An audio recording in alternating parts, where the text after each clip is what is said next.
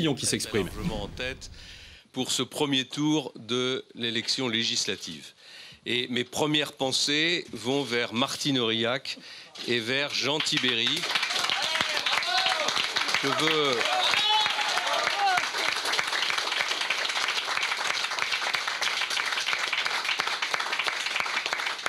Je veux les remercier pour m'avoir accueilli dans cette nouvelle circonscription parisienne. Je veux surtout les remercier pour le travail qui a été le leur tout au long des mandats qu'ils ont effectués au service des Parisiens, au service de notre pays.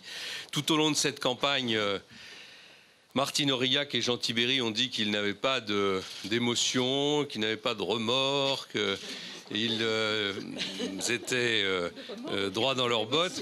La vérité, c'est que je sais qu'ils ont ressenti beaucoup d'émotions. C'est très difficile de quitter un mandat comme celui-là. C'est très difficile de tirer un trait sur un engagement politique de cette importance. Quand on l'imagine, quand on y réfléchit, c'est facile, mais le jour où ça se produit, c'est difficile. Et vraiment, encore une fois, je veux dire à Martine et à Jean mon affection et toute mon admiration. Ensuite, je voudrais vous dire que le résultat de cette élection, c'est le fruit du travail de vous tous ici qui vous êtes engagés pour m'accueillir à Paris, où ma candidature n'était pas forcément évidente. Vous avez tous beaucoup travaillé, je pense aux militants du 7e, je pense à ceux du 5e, je pense à ceux du 6e.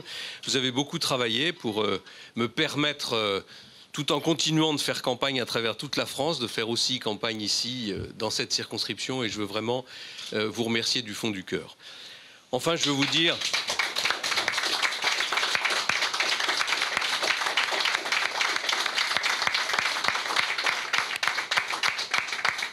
Enfin, je veux vous dire que le combat n'est pas terminé et qu'il va falloir mettre les bouchées doubles pour le deuxième tour sur l'ensemble des circonscriptions parisiennes, pour maintenir les positions qui sont les nôtres, pour résister à la pression qui est une pression naturelle après l'élection présidentielle et l'élection du candidat du Parti socialiste à la présidence de la République, et puis pour nous battre pour les valeurs qui sont les nôtres dans toute la France, parce que cette élection, comme l'élection présidentielle, ne change rien à la situation de notre pays que j'ai décrit tout au long de cette campagne. Nous sommes face à une crise qui est une crise existentielle, qui est une crise qui pose la question de la place de l'économie française et de la place de l'Europe dans les 10 années qui viennent.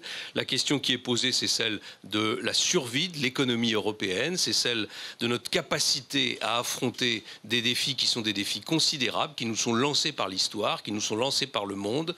Et ça n'est pas avec les décisions qui ont été prises ces dernières semaines et dont on peut penser qu'elles vont l'être de manière encore amplifiée après les élections législatives, ça n'est pas avec ces décisions-là qu'on pourra sortir notre pays de ces difficultés. Au contraire, c'est la meilleure façon de rendre la situation encore plus difficile et d'une certaine façon irrémédiable. Il faut donc nous battre, il faut nous battre pour nos convictions. C'est jamais facile d'affronter une élection législative après une élection présidentielle perdue. C'est la logique des institutions de la Ve République. Pourtant, je constate que notre formation politique fait quasiment jeu égal avec le PS sans ses alliés. Or, ces alliés, je les mets de façon tout à fait claire de côté, puisque sur la plupart des sujets, ils ne partagent pas les mêmes convictions. Les Verts ont inscrit au début de leur programme la décroissance, et François Hollande fait campagne toute la journée pour la croissance. Quant au Front de gauche, il est, comme le Front national d'ailleurs, pour la sortie de l'Europe, pour la fin de la monnaie européenne, pour toute une série de folies qui correspondent à des réactions extrémistes, à des positions radicales qui ne peuvent que faire du mal à notre pays. Alors il va falloir nous battre, on va se battre de toutes nos forces, ici à Paris, dans cette deuxième circonscription, mais sur tout le territoire de la capitale et dans toute la France, pour faire triompher les valeurs qui sont les nôtres.